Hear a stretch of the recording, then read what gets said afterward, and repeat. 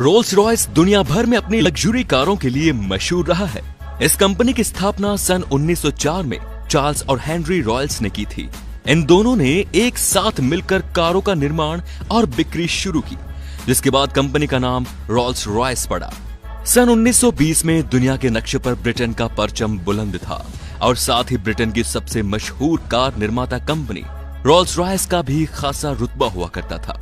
लेकिन एक भारतीय राजा की शान में गुस्ताखी उस वक्त की दुनिया की सबसे बड़ी कार कंपनी को भारी पड़ी, जिसके बदले में इस कंपनी की न केवल किरकिरी हुई बल्कि उन्हें लिखित में माफी भी मांगनी पड़ी।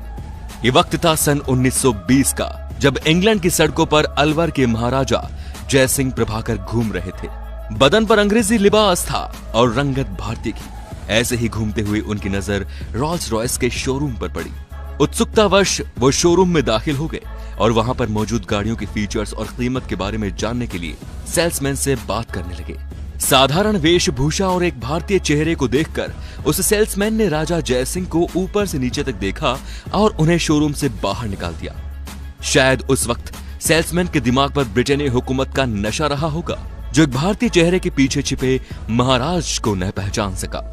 शोरूम से बाहर निकलने के बाद जयसिंह सीधे होटल पहुंचे और अपने नौकरों को कहा कि रोल्स रॉयस के शोरूम को तत्काल इस बात की सूचना दी जाए कि अलवर के महाराजा जयसिंह शोरूम पर आ रहे हैं। महाराजा के आगमन की खबर शोरूम तक पहुंचते ही वहां पर अफरा तफरी मच गई और तत्काल आवभगत के लिए रेड कार्पेट बिछा दिया गया।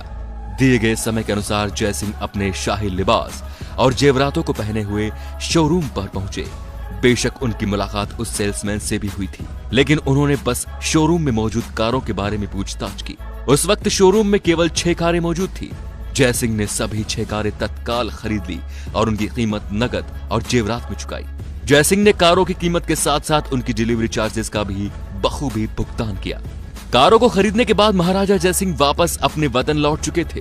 रोल्स रॉयस की सभी 6 कारें भी कुछ दिनों बाद भारत पहुंची और उन्हें महाराज के महल में लाया गया।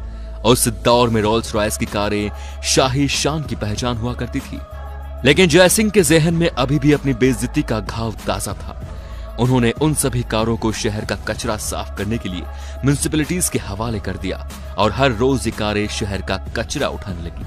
जब रोल्स रॉयस की कारों के आगे और पीछे झाड़ू बांधकर शहर की सड़कों पर उतारा गया तो यह खबर किसी जंगल में लगी आग की तरह फैल गई।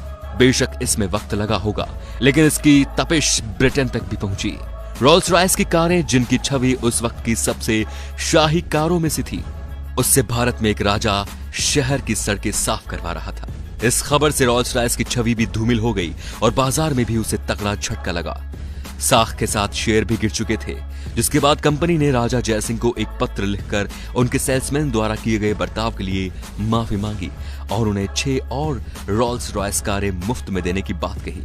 राजा जयसिंह ने रोल्स रॉयस के माफीनामे को मान लिया और म्युनिसिपैलिटीज को आदेश दिया कि अब वो कारों से कचरा न उठाएं। इस तरह जयसिंह ने बड़े ही सूझबूझ से ब्रिटेन की सबसे बड़ी कार कंपनी रोल्स रॉयस का गुरूर तोड़ दिया। तो दोस्तों, भारतीय राजाओं के शौक और रुतबे के आगे कोई कुछ नहीं।